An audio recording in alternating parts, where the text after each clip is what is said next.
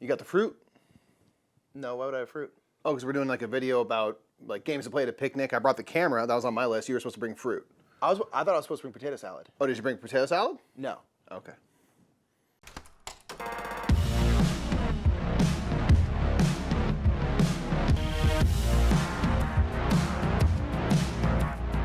What's up, everybody? My name is Nick. I'm Mike.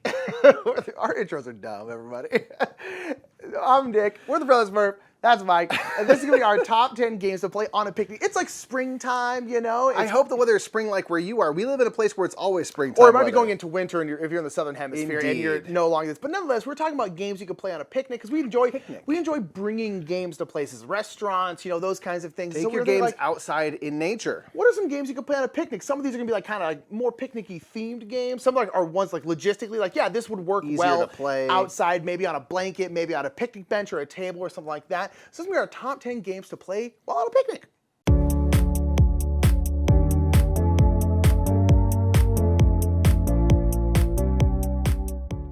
So sometimes when you're on a picnic, on your blanket, you have a bunch of snacks and stuff. So what do? You put the game into your hand so that you can keep all of that little blanket space in front of you clear. We're gonna play Palm Island on this here picnic of ours. This is a game that you literally hold a deck of cards, a small deck of cards in your hand, and you play the entire thing in your hand, or rather you can. You can play it on the table, but it's really fun to kind of play this in your hand. And what you're doing is you're kind of revealing cards one at a time, and you can then do stuff. You can reveal resources to use. You can then set those aside. You can store like 4 resources. Again, you have to kind of hold it in your hand in this like claw fashion. And then you can use resources that you've collected to then build and upgrade buildings or other sort of production cards. You can use a quarry, but you can upgrade it so it produces more and more resources. But you don't need any physical resources. Everything's depicted right on those cards. The cards can rotate, they can flip over. There's a lot of ways to use this very small deck of cards, and you play it all in your hand.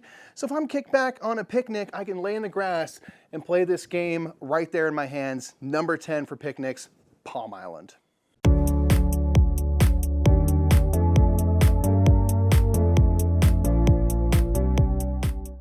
Our number 9 is a small game called Draftosaurus. This is a little dinosaur drafting game where everyone has a little board, and that board is going to be a little dinosaur park that you're essentially trying to fill with dinosaurs. And you do that by drafting dinosaurs. You draft them all in your hand. They're little dinosaur meeples. They're very, very cute. And basically on your turn, you're going to draft the dinosaur, and you're going to put it somewhere in your park, and then you're going to pass those dinosaurs to the person on your left, and the person on your left, person on your right rather will pass them to you, and you're just drafting dinosaurs, and you're putting them in your park. And why this particularly works, this game is just great. It's really, really wonderful. It's great to teach new people, but why it works on a picnic is because you have your board, but then the rest of it is these dino meeples, and that's pretty much it. So it's pretty easy to play in a kind of non-ideal situation like that, where you don't have like necessarily a table to play at, or if you're playing on a picnic table that's a little uneven, it's not gonna like mess anything up, because you're just placing these dinosaurs down onto your board. But it's really, really fun. It's a very easy way to teach drafting, because drafting, especially for newer people, can sometimes be kind of a hard mechanic for them to grasp. And for some reason, Draftosaurus just works well. I think it's because you have done the very tactile nature of having those meeples in your hand that you then can pass, and then it's just fun. You're drafting dinosaurs, you're trying to make a little park, you're trying to make it and score as many points as possible, and the game is also like 10 minutes long. So if you're trying to, you know, you're like, oh, we have like 15 minutes before we're eating, we're waiting for some people to show up, let's play a quick game of Draftosaurus. It's perfect for a picnic.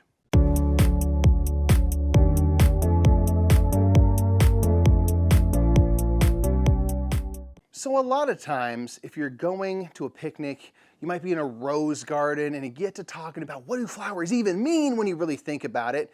And so our number 8 is Tussie, Mussie, a game that's very small, you can fit in your pocket, and it's all about drafting kind of sets of cards that have flowers on them to kind of gain the most points possible. So when you go to offer cards, you can offer one face up and one face down, so people can take what you see. I can see the type of flower that I have, and maybe it works or doesn't work for the other stuff I've collected. Or do I take the thing that's face down? Do I take the mystery, which is maybe what you're hiding because you want to keep that actually, and I can take that instead. But now, were they playing it so that I wanted you to take the face down one, I actually wanted the face up one. There's all these little mind games that go into giving and receiving flowers. And we think it's a nice little light game that might be really beautiful and match the kind of surroundings you're in. If you're out there near some bushes and roses and things like that, Tussie Mussie is only like 18 cards, so it's not a whole lot of stuff to track. It's a beautiful little game. And who doesn't like receiving flowers? So that's why it's on our list.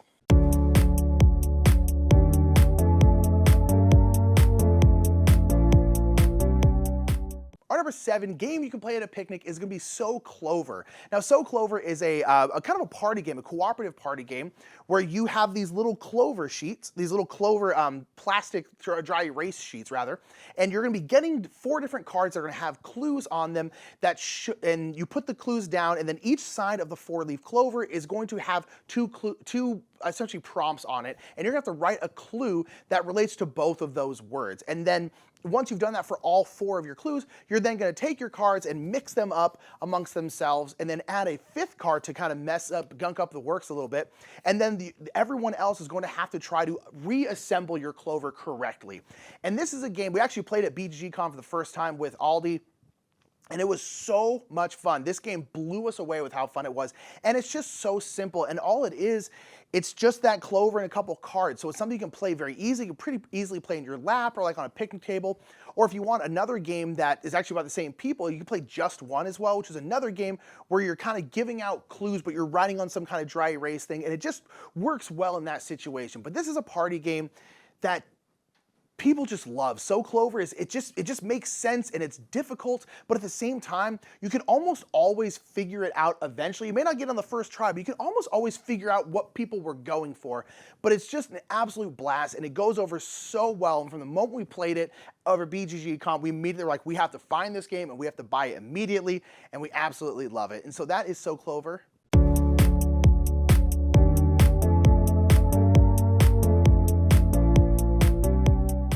Number 6 for us works because the entire game takes place within the box of the game. It is Strike. This is a silly game. Sometimes you just want to fight your friends at a picnic. Who doesn't get that kind of idea in mind? So Strike is a silly little dice game, kind of a push your luck game, where you're rolling a die into this arena of other dice, and they're representing gladiators fighting.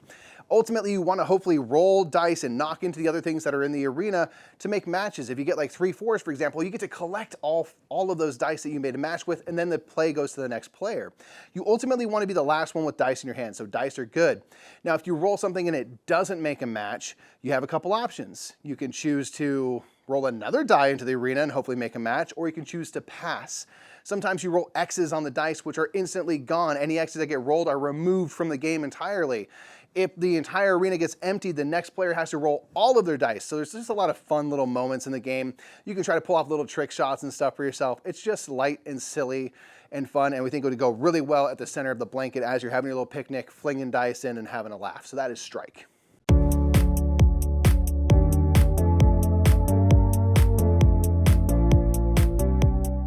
On number 5, you really can only play if you're at a picnic table, but we have to pick it because it just works with the theme, and that is Honey Buzz. Honey Buzz is all about bees, and all about bees going out into the flowers and gathering pollen and making out your hive and getting honey and fulfilling orders, and it's just a picnicky spring kind of game, and so it has to be here.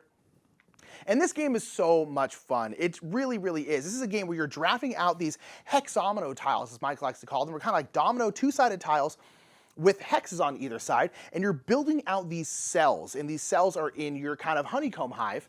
And anytime you finish out a cell, you then get to do actions around the cell. And so on the different tiles, there's different actions, and then those will allow you to do things once you complete that cell. So a lot of this is kind of like building up your hive in a way where when you complete one of those circles, one of those cells, you can do a whole bunch of different stuff. And you're like foraging for honey, you are fulfilling orders, you're getting new bees, you're just kind of getting currency and money, and it's just a springtime kind of game. We absolutely love this game, and it just works, and it feels like spring because it's all about flowers, it's all about honey, it's all about nature, and it just works. And so this is the kind of game that you should play on a picnic, especially if you got a table, because it's just perfect for it.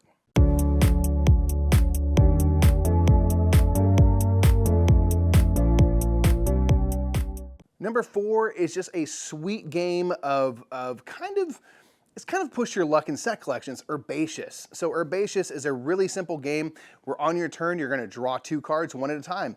You're gonna draw 1 card and either put it into the public garden that everyone can make use of, or you're gonna put it in your private garden. Then you're gonna draw a 2nd card and do the opposite of that. So if you chose community garden first, you'll choose your private garden second, or vice versa. And what you're trying to do is ultimately collect sets of the same or different or pairs of these various different herbs that you can collect. You have these different pots. You want to pot these herbs and grow them and use them in the future. So some pots, one pot wants all of the same herb and as many of them as you can collect. Another one wants all different herbs. Another one wants sets of 2s. And so choosing when to pot those plants, because you can only pot 1 time for each pot, you have to choose when. And obviously the more you can wait and gather more stuff, the better, but that community garden is up for grabs at any time. So if I'm gonna try to collect all this mint and someone else comes around, they might take all the herbs that I need and now I'm lost and have to kind of start over on my building up of a group of things. So it's really about timing out when to go for the score, take what you can get, or try to push and hope that no one takes the Tarragon that you've been secretly eyeballing. We think it's a good time. It's just a game that makes us feel at peace and is just very kind of tranquil, which I think a picnic should feel comfortable and sweet. And Herbaceous, even if they steal my sage, is still pretty sweet.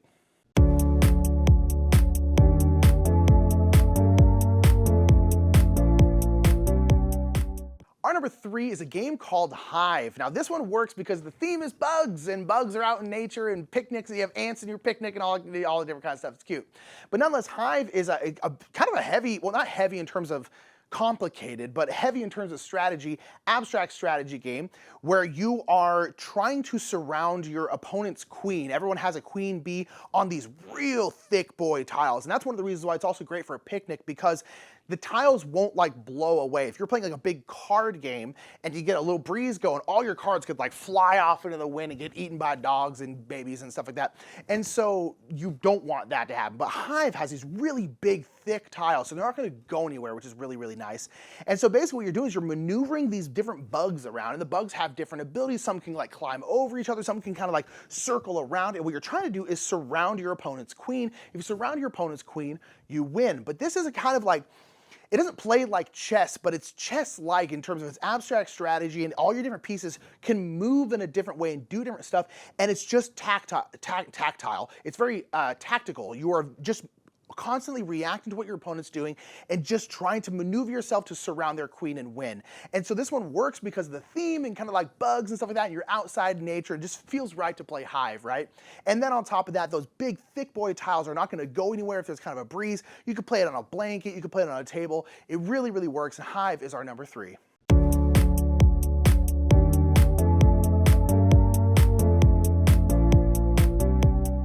So our number 2 is Bites. This is a game that is really fun where you're collecting little bits of fruit, but you are literally ants who are like stealing stuff from a picnic. So we're like, this is so perfect.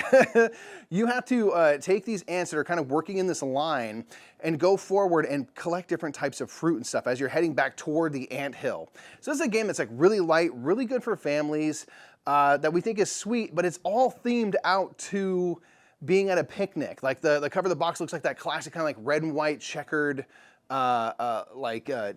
tablecloth and stuff like that. So it just feels kind of like nostalgic. They're chunky bits of fruit and stuff.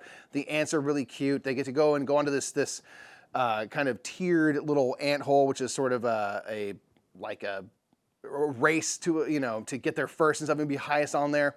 It's just one that like works really well. I think it's a really unique theme, being that it's kind of centered around a picnic, and that was kind of the genesis for this list. We're like, you know what? That's a really cool idea for a game. Is how much of this kind of fruit and stuff can I take on my way back to the ant mound? So Bites is a really delightfully cute game, especially if you want to play with kids or a family and kind of casually. Bites is gonna be a great pick. That's why it's our number 2.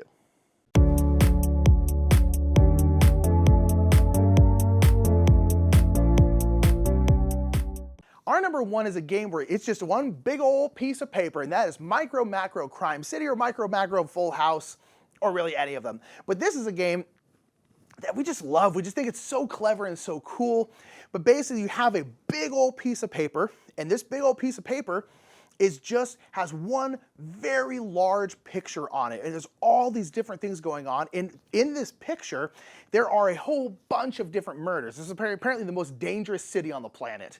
And there's a whole bunch of different murders, and there are cards that are prompting you that are essentially you have to go and trace the progression of this crime. So essentially you find out where someone died, and then you have to then follow the killers or find the killers and do all this different stuff. And it's kind of like a big game of Where's Waldo, really.